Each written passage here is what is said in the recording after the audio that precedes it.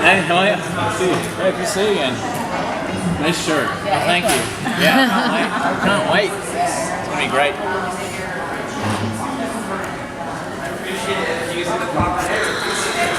All right. First, can you talk a little bit about... It's precarious, isn't it? It's actually better than those. Okay. I disagree. So we saw in the first 13-minute clip that Octavia has her own plans in mind for her brother. I missed it. I missed what she had. So when she, Oh, right. yeah. Yes, tell me more.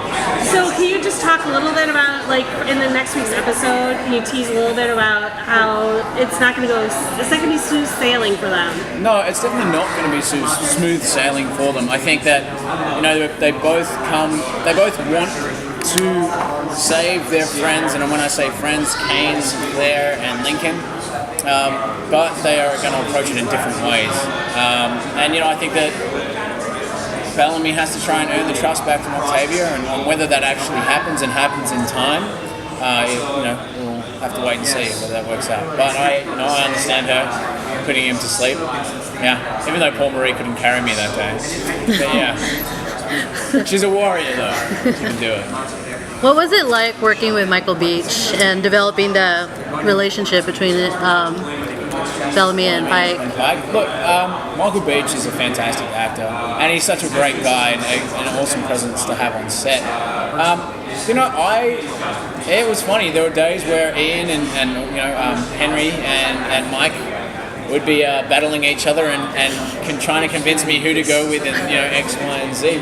But the beauty about that, it created discussion between us, and I could see it from both sides, and having Mike there and him being so invested in the story, was really important to him to show Pike not just as the bad guy, but also to express his valid reasons and why he's doing that. So having him on board definitely made the transition for Bellamy, or for me playing Bellamy, a lot easier. I'm really grateful that he was there and it was played by Beach, because I learnt a lot from him, and learned how to have fun as well on set. That's good. Is it more fun to play Bellamy when he has strong conflicts with others? Yeah, absolutely. I also like that Bellamy can have these really two polar kind of opposite ends of the spectrum, with the loyalty to the 48 that are left and Clark and Octavia, and also have a strong drive and resentment towards the Grounders. I think that the beautiful thing with Bellamy is that he can end up being stoic and quite laconic about it and being quiet about it, and then it's those moments where there is those silences and then he doesn't get to act on the way he feels. They're the bits that I really love playing. It's that kind of murky area of what is right and wrong. And I think this show highlights that a lot, even though I know a lot of people just think Bellamy's dead wrong. I've spent so much time inside the guy's head, so I can see where he's coming from and why he's torn. So that's really, I think, a tremendous thing to be able to play. Was it fun for you to see the reaction to all of Bellamy's actions this season? I don't know if fun is necessarily the correct term. It's definitely it's interesting to watch and see. And I feel like it's been pretty split. There are some people who are like, he's doing this because he's hurting and trying to understand, which is great.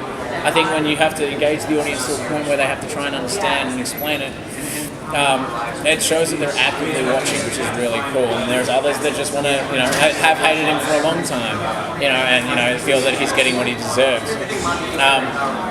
But in terms of fun, I don't know if it's fun, but it's definitely an interesting kind of cross-section of how people react.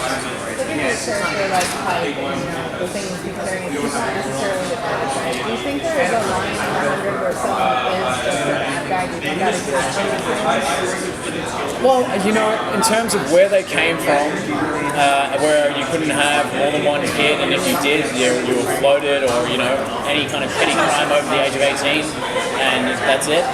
If you come from a world like that, where life is pretty expendable, you'd have to do something really, really bad to be a bad guy. You know, I think there are times where Bellamy was selfish. In this show, I think if you act selfishly, then that's what makes you bad. If you're doing it for the greater good, then usually you can be forgiven. It just depends on what people see as the greater good, whether Kane and Pike have different views on that. But I feel like it's when someone's being selfish and a bit opportunistic for themselves, that's when you can see them as being bad people. If they're just chasing power for the wrong reasons. As in the clip that they did show, and I did see this bit on Tari coming in. You could easily go, she's bad, but it's a matter of perspective. Will we see Clark and Bellamy work together again? I hope so. Yeah. Look, they work really well together. I think that because of the Lexus situation, what happened there, and I tried to explain it before, but they worked really well in unison, and it was that breaking of loyalty. Bellamy had always had Clark's back, and this is one of the times where he said to her, I need you to back me on this, and she didn't. She ended up trusting Lexus.